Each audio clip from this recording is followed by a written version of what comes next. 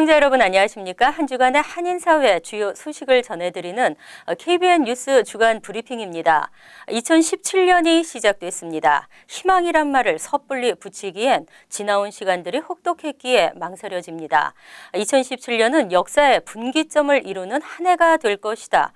CNN의 전망입니다. 마음과 다짐으로 희망을 이야기하는 것이 아닌 현실적인 지표들이 뒷받침을 해야 하는데요. 55%의 미국인들은 2017년을 낙관적으로 전망하는 것으로 조사됐습니다. AP통신과 타임스퀘어 얼라이언스가 1,007명을 대상으로 공동 실시한 여론조사 결과에 따르면 응답자의 55%가 자신들에게 2017년은 2016년보다 나은 해가 될 것이라는 낙관적 전망을 내놓았습니다. 이는 지난해 조사에서 같은 대답을 한 응답자의 비율보다 12%포인트 많은 것입니다. 이러한 낙관적 전망의 이유는 일자리나 소득 증가 가능성으로 나타났고 2015년보다 2016년이 더 나은 해였다고 대답한 응답자는 18%에 지나지 않았습니다. 33%는 상황이 더 나빠졌다고 말했고 47%는 2015년과 큰 차이가 없었다고 답했습니다. 민주당 지지자들은 공화당보다 지난해가 2015년보다 나빴다고 답하는 경향이 높았고 공화당 지지자들은 민주당보다 올해가 2016년보다 더 좋을 것이라고 답변한 비율이 높았습니다. 한편 지난해 가장 놀라웠던 뉴스로 응답자의 4분의 3이 도널드 트럼프의 대통령 당선을 꼽았습니다. 63%는 플로리다 올랜도, 벨기에, 터키, 파키스탄, 프랑스 등의 총격과 폭탄 테러 사건을 꼽았으며 51%는 경찰의 민간인 살해 또는 민간인에 의한 경찰 살해를 선정했습니다. 43%는 지카 바이러스 확산을 가장 중요한 뉴스로 골랐습니다. 2017년 새해를 맞아 뉴욕 이런 한인단체들이 공동으로 신년 할애식을 개최했습니다. 서로 덕담을 나누며 한인사회 성장을 위해 다 함께 힘을 합치자고 다짐했습니다. 뉴욕 한인회관 신년 할애식에 지한샘 기자가 다녀왔습니다. 2017년 정유년 새해를 맞아 오늘 오전 뉴욕 총영사관과 뉴욕 한인회, 민주평통 등 뉴욕 이런 동포단체들이 함께 뉴욕 한인회관에서 신년 할애식을 개최했습니다. 대통령 권한대행을 하고 있는 황교안 총리는 김기현 뉴욕 총영사가 대독한 신년사를 통해 안보, 경제, 민생 등을 챙겨 안정적 국정 운영에 최선을 다할 것이라고 말했습니다. 저는 올해에도 국민의 뜻을 겸허히 받들고 우리나라의 미래를 생각하면서 안정적인 국정 운영에 최선을 다하겠습니다. 굳건한 안보와 튼튼한 경제, 미래 성장 동력 확보와 민생 안정, 그리고 국민 안전을 최우선 과제로 삼아 정부의 모든 역량을 집중해 나가겠습니다.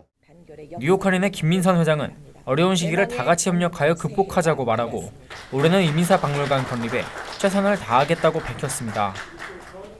뉴욕 한인회관을 진정한 동포 사회의 구심체로 다시 만들어 동포 사회의 희망을 돋는 공간이 되도록 할 것입니다.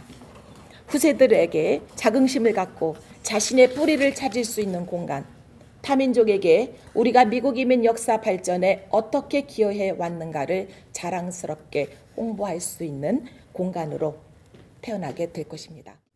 참석자들은 서로 덕담을 나누며 조국이 어려울 때일수록 동포사회가 힘을 합쳐 한인사회의 위상을 높이고 새롭게 출범하는 트럼프 시대에 안정적인 한미 관계를 위해 노력하자고 다짐했습니다.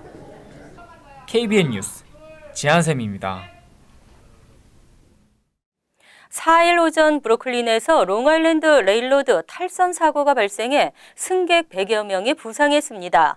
열차가 승강장에 진입하면서 속도를 낮추었지만 멈추지 못했습니다. 당국은 사고 경위를 조사하고 있습니다. 지한샘 기자가 전합니다. 오늘 오전 8시 30분쯤 브루클린 애틀랜틱 터미널에서 롱아일랜드 레일로드 노선의 열차 한 대가 승강장에 저속으로 진입하다가 멈추지 못하고 정지 범퍼를 들이받았습니다. 선로를 벗어난 열차는 크게 흔들리면서 내부의 좌석, 유리창, 출입문 등 기물이 부서지고 승객들이 넘어졌습니다. 열차에는 500명에서 600명가량이 타고 있었던 것으로 알려졌으며 6량의 열차 가운데 앞쪽 2량의 파손 정도가 컸습니다. 승객 중 103명이 경상을 입었으며 10여 명은 병원으로 옮겨졌으나 모두 생명에는 지장이 없는 것으로 알려졌습니다. 승객들은 출동한 경찰과 소방대원들의 도움을 받으며 열차에서 발생한 연기로 꽉 찬 터널을 걸어나와 황급히 역사를 빠져나갔습니다. 당국은 정확한 사고 경위를 조사하고 있습니다. 한편 롱아일랜드 레일로드는 하루 33만 명이 이용하는 미국의 최대 통근 노선으로 애틀랜틱 터미널은 뉴욕의 9개 지하철 노선이 교차하는 대형 환승역으로 뉴욕 일원에서 가장 복잡한 역 가운데 하나입니다. KBN 뉴스 지한샘입니다. 이번에도 수십만 명이 참여할 것으로 예상되는 설 퍼레이드가 오는 2월 4일 펼쳐집니다. 한인과 중국인 커뮤니티가 합동으로 주최하는 이번 설 퍼레이드를 앞두고 지역 정치인들이 홍보에 나섰습니다.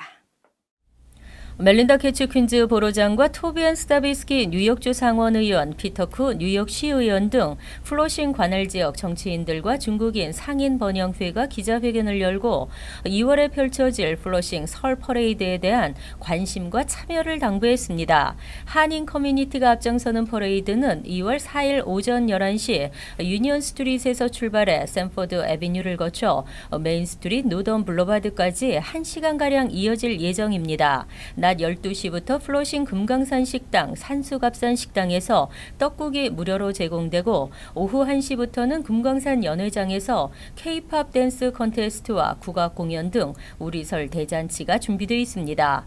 이와는 별도로 퀸즈 크로싱에서도 다채로운 행사를 진행합니다. 이날 퍼레이드 참가를 원하는 개인 또는 단체들은 배너를 갖고 오전 10시까지 백구 경찰서 앞으로 모이면 됩니다. 피터쿠 의원은 설 퍼레이드는 전국에서 가장 다양한 인종이 섞여 있는 도시인 뉴욕시의 다양성과 포용을 증명하는 행사라며 올해도 예년과 마찬가지로 퍼레이드에 수십만 명의 인파가 몰려들 것으로 전망된다고 밝혔습니다. 더불어민주당이 한국 조기 대선에서 재외국민이 투표를 할 수 있도록 선거법 개정을 추진하고 있습니다. 또한 선거 연령을 18세로 하향 조정하도록 추진합니다. 우상호 더민주당 원내대표는 3일 이번 대선에서 반드시 선거 연령을 18세로 낮추도록 하겠다고 밝혔습니다. 우 원내대표는 OECD 국가 중 선거 연령이 19세 이상인 곳은 한국밖에 없다며 18세 인하를 반대하는 정당은 촛불 민심에 역행하는 정당이라고 주장했습니다. 윤호중 정책위 의장도 선거 연령 인하와 함께 이번 조기 대선에서 재외국민 투표가 이루어질 수 있도록 하는 법을 개정해야 한다고 주장했습니다. 현재 대통령 재보선의 경우 2018년부터 재외국민 투표를 하게 돼 있지만 중앙선관위는 올해 상반기 선거에서도 재외국민 투표가 가능하다는 입장입니다. 중앙선관위 관계자는 선거가 당겨진다 해도 재외선거 투표에 참여하는 데는 문제가 없도록 실무적으로 준비할 수 있다며 최대한 노력해서 참정권이 제한되지 않도록 할 것이라고 밝혔습니다. 선거 연령 인하와 재외국민 투표 조기 실시에 대해 국민의당은 대체로 긍정적인 입장이지만 개혁보수신당은 아직 당론을 정하지 못한 상태입니다. 반면 새누리당은 그 부분에 대해선 아직 논의된 게 없다고 말했습니다. 새해부터 먼저 인천국제공항을 시범으로 자동 출입국 심사대를 통한 입국 수속이 시행됐습니다. 영주권자 등 재외 국민들도 이용할 수 있고 입국 수속이 빠르고 원활하게 진행됩니다. 재외국민들을 포함한 자동 출입국 심사대 이용이 인천공항에서 시범 운영됐습니다. 한국법무부는 지난 1일부터 경찰청 시스템과 연계해 만 19세 이상 주민등록증을 발급받은 모든 한국 국민은 사전 지문 등록 절차 없이 인천공항의 자동 출입국 심사대를 이용할 수 있게 됐다고 밝혔습니다. 그동안 자동 출입국 심사대를 이용하기 위해서는 이용자가 자신의 지문 정보를 사전 등록해야 했습니다.